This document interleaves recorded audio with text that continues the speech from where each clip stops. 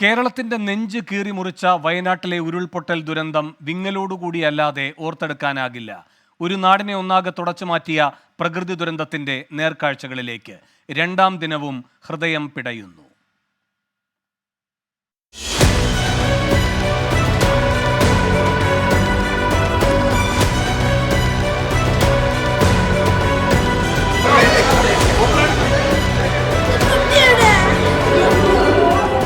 ഉറ്റവരെയും ഉടയവരെയും തേടി അലയുന്ന മുണ്ടക്കൈ സ്വദേശികളുടെ വിലാപം എങ്ങും അലയടിക്കുകയാണ്.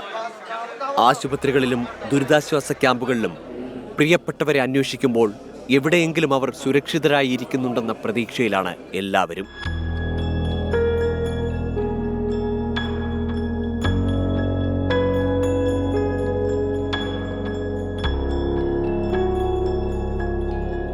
ദുരന്തം മുന്നിൽ കണ്ട് പ്രിയപ്പെട്ടവരെയും കൊണ്ട് ഓടി മല കയറിയവർക്ക് വാക്കുകൾ മുഴുമിപ്പിക്കാനാകുന്നില്ല. ഭയങ്കര ഇങ്ങനെ വെറുത്ത് വരുന്നുണ്ട്, യാതൊരു നിവൃത്തിയില്ല. എന്നിട്ട് ഞങ്ങൾ എന്താക്കി, ആ വീട്ടിൽ തന്നെ മേലെ കയറിയിട്ട് സീറ്റിൽ കൂടി അപ്പുറത്തെ ചാടി കടന്നിട്ട് മേലെ ടോപ്പിൽ കയറി. ഇങ്ങനെ രാത്രി ടോപ്പിൽ കയറിയുമ്പം രണ്ടാം പ്രാവശ്യം പൊട്ടിച്ചിട്ട് ഒന്നായിട്ട് വരുന്നു. ഞങ്ങൾ വന്നതിൻ്റെ വീടിൻ്റെ മുകളിൽ കൂടി.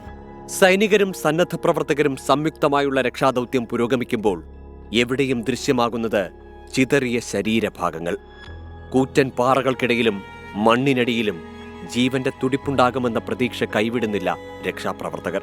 അവിടെ കണ്ടത് ആ വീടിനകത്ത് നന്നായിട്ട് സ്മെല്ലടിക്കുന്നതാണ്. പക്ഷെ അതിനകത്ത് കയറാൻ പറ്റാത്തതുകൊണ്ട് നമ്മൾ പെട്ടെന്ന് എന്ത് ചെയ്തു, ഈ വീടുകളിലൊക്കെ ഒന്ന് സെർച്ച് ചെയ്ത് അവിടെയാണ് നമ്മൾ കാണുന്നത് 3 ആളുകൾ ഒന്നിച്ചാണ് ഇരിക്കുന്നത്. ഒരേ കസേരയിൽ നിസ്സായാവസ്ഥയിൽ, ഒന്നും ചെയ്യാനില്ലല്ലോ എന്നുള്ള നിസ്സായാവസ്ഥയിൽ ഇരിക്കുന്ന ഒരവസ്ഥയിലാണ് ആ 3 മൃതദേഹങ്ങൾ നമ്മൾ കാണുന്നത്. ഇങ്ങകലെ ചാലിയാർ പുഴയിലൂടെ ഒഴുകി വരുന്ന മൃതശരീരഭാഗങ്ങൾ കരളലിയിപ്പിക്കുന്ന മറ്റൊരു ദുരന്ത കാഴ്ച.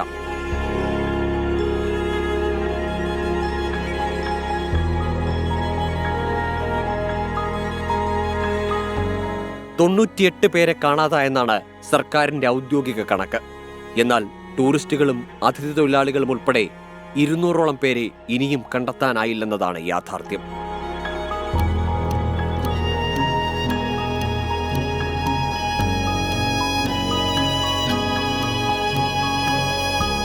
നാനൂറിലധികം വീടുകളുണ്ടായിരുന്ന മുണ്ടക്കൈയിൽ ഇപ്പോൾ 30 വീടുകൾ മാത്രമാണ് അവശേഷിക്കുന്നത്. രക്ഷാപ്രവർത്തനം മണിക്കൂറുകൾ പിന്നിടുമ്പോൾ മരണക്കണക്കുയരുകയാണ്.